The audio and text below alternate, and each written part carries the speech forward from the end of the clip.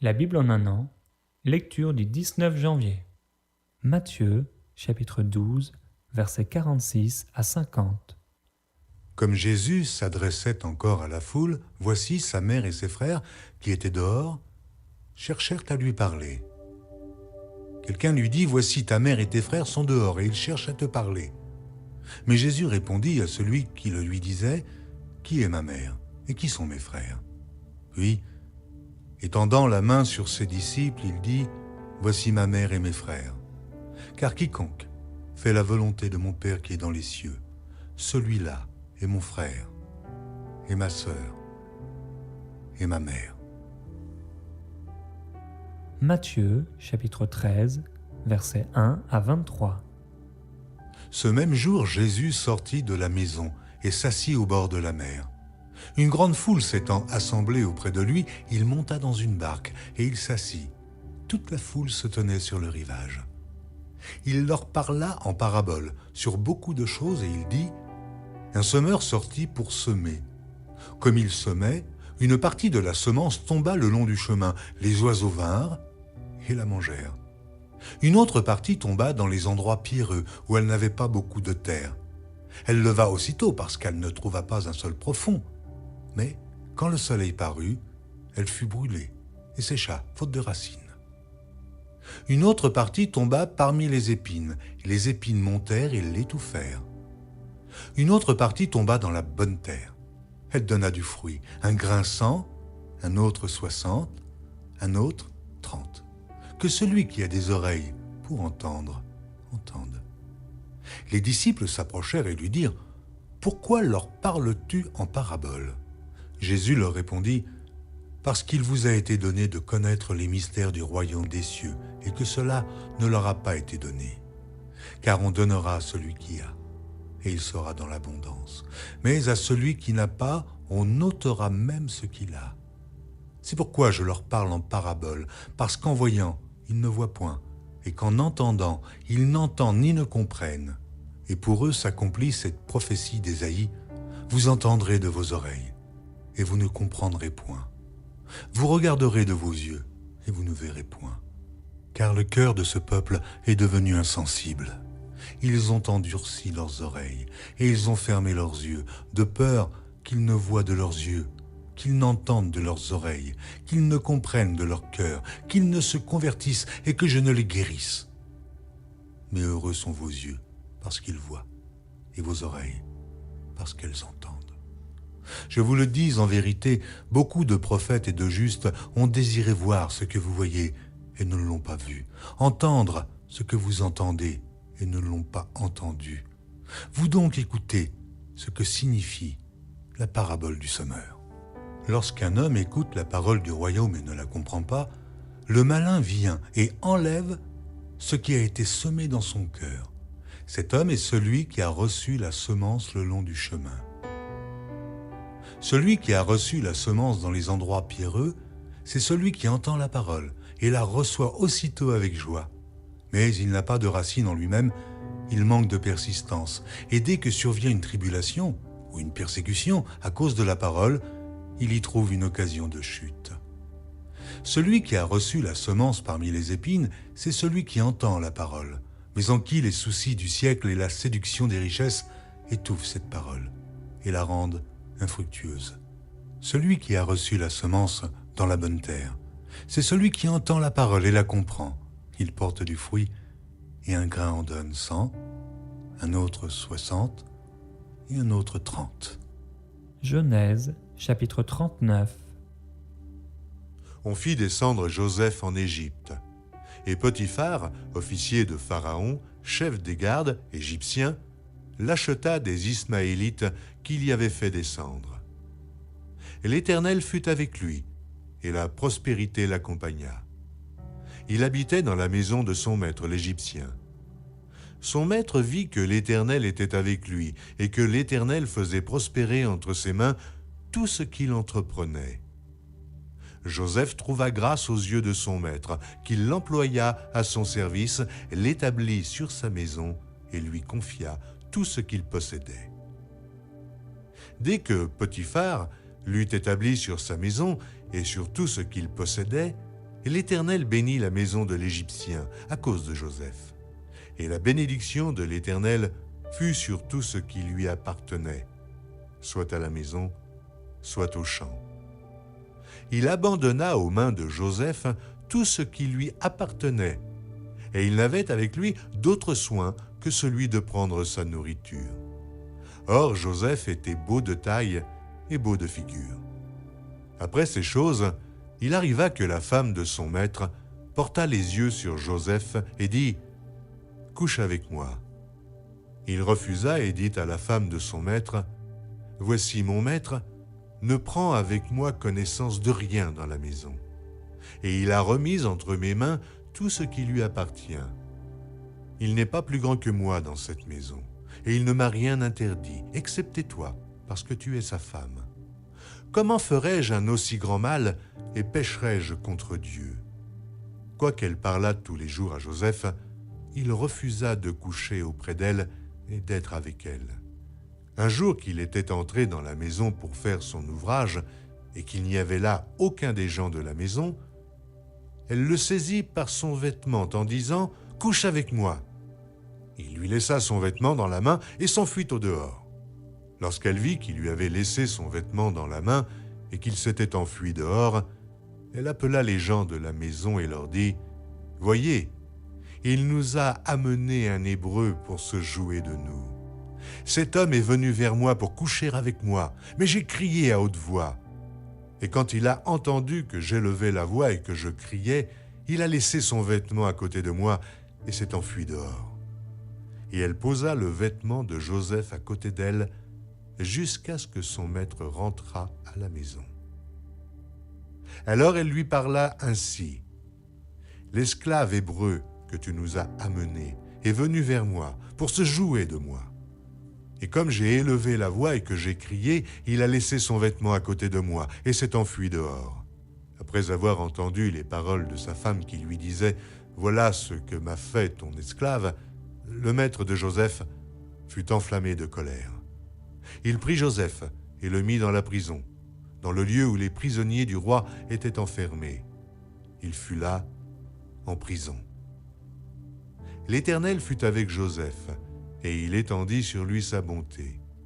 Il le mit en faveur aux yeux du chef de la prison. Et le chef de la prison plaça sous sa surveillance tous les prisonniers qui étaient dans la prison, et rien ne s'y faisait que par lui. Le chef de la prison ne prenait aucune connaissance de ce que Joseph avait en main, parce que l'Éternel était avec lui. Et l'Éternel donnait de la réussite à ce qu'il faisait. Genèse, chapitre 40. Après ces choses, il arriva que l'échanson et le panetier du roi d'Égypte offensèrent leur maître, le roi d'Égypte.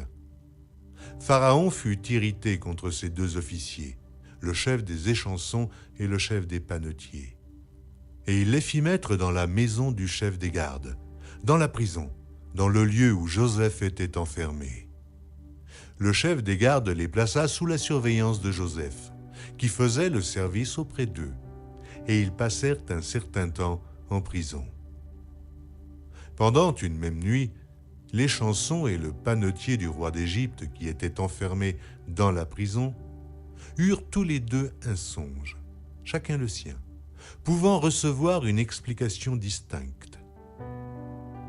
Joseph, étant venu le matin vers eux, les regarda, et voici, ils étaient tristes. Alors il questionna les officiers de Pharaon qui étaient avec lui dans la prison de son maître, et il leur dit « Pourquoi avez-vous mauvais visage aujourd'hui » Ils lui répondirent « Nous avons eu un songe, et il n'y a personne pour l'expliquer. » Joseph leur dit « N'est-ce pas à Dieu qu'appartiennent les explications ? Racontez-moi donc votre songe. » Le chef des échansons raconta son songe à Joseph et lui dit « Dans mon songe, voici, il y avait un cep devant moi. Ce cep avait 3 sarments. Quand il eut poussé, sa fleur se développa et ses grappes donnèrent des raisins mûrs. La coupe de Pharaon était dans ma main. Je pris les raisins, je les pressai dans la coupe de Pharaon, et je mis la coupe dans la main de Pharaon. Joseph lui dit, « En voici l'explication. Les 3 sarments sont 3 jours. Encore 3 jours et Pharaon relèvera ta tête et te rétablira dans ta charge. Tu mettras la coupe dans la main de Pharaon comme tu en avais l'habitude lorsque tu étais son échanson. Mais souviens-toi de moi quand tu seras heureux et montre, je te prie, de la bonté à mon égard. Parle en ma faveur à Pharaon et fais-moi sortir de cette maison. Car j'ai été enlevé du pays des Hébreux et ici même, je n'ai rien fait pour être mis en prison. » Le chef des panetiers, voyant que Joseph avait donné une explication favorable, dit « Voici, il y avait aussi dans mon songe 3 corbeilles de pain blanc sur ma tête. Dans la corbeille la plus élevée, il y avait pour Pharaon des mets de toute espèce, cuits au four, et les oiseaux les mangeaient dans la corbeille au-dessus de ma tête. » Joseph répondit et dit « En voici l'explication. Les 3 corbeilles sont 3 jours.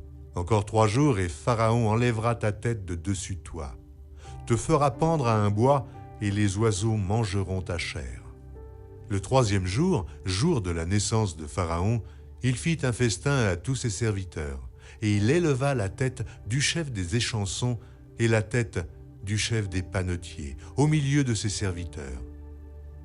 Il rétablit le chef des échansons dans sa charge d'échanson, pour qu'il mît la coupe dans la main de Pharaon. Mais il fit pendre le chef des panetiers selon l'explication que Joseph leur avait donnée. Le chef des échansons ne pensa plus à Joseph, il l'oublia.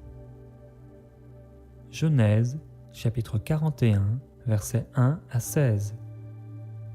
Au bout de 2 ans, Pharaon eut un songe. Voici, il se tenait près du fleuve. Et voici, 7 vaches belles à voir et grasses de chair montèrent hors du fleuve et se mirent à paître dans la prairie.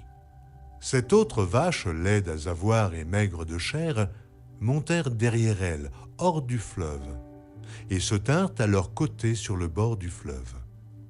Les vaches laides à voir et maigres de chair mangèrent les 7 vaches belles à voir et grasses de chair. Et Pharaon s'éveilla. Il se rendormit et il eut un second songe. Voici, 7 épis gras et beaux montèrent sur une même tige.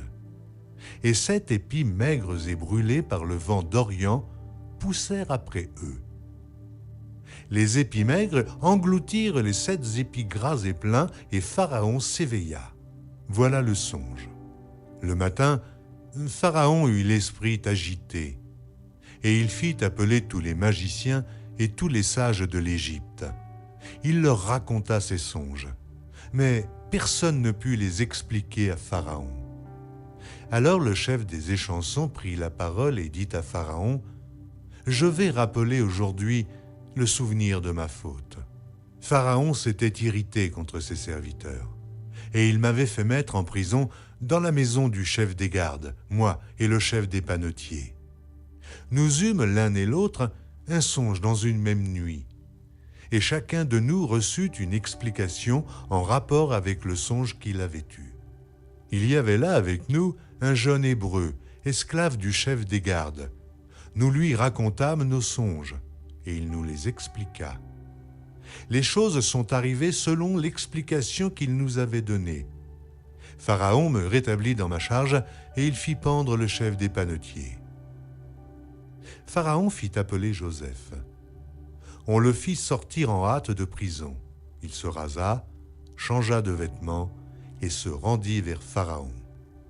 Pharaon dit à Joseph, « J'ai eu un songe, et personne ne peut l'expliquer. Et j'ai appris que tu expliques un songe après l'avoir entendu. » Joseph répondit à Pharaon en disant, « Ce n'est pas moi, c'est Dieu qui donnera une réponse favorable à Pharaon. » Psaume, chapitre 17. Prière de David. Éternel, écoute la droiture, sois attentif à mes cris. Prête l'oreille à ma prière faite avec des lèvres sans tromperie. Que ma justice paraisse devant ta face, que tes yeux contemplent mon intégrité.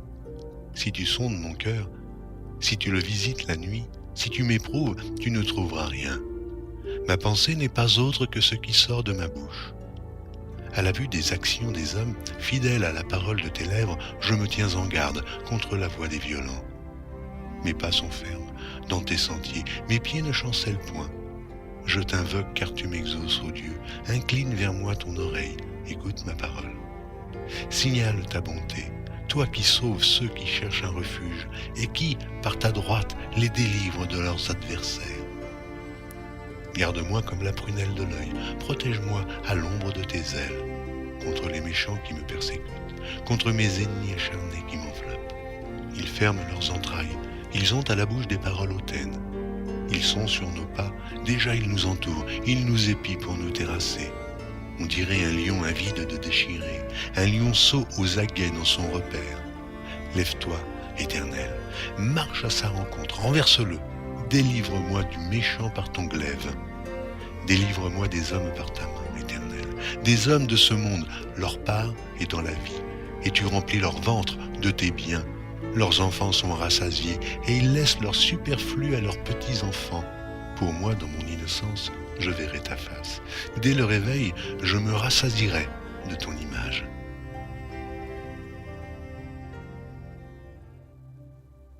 Proverbes, chapitre 3, versets 33 à 35.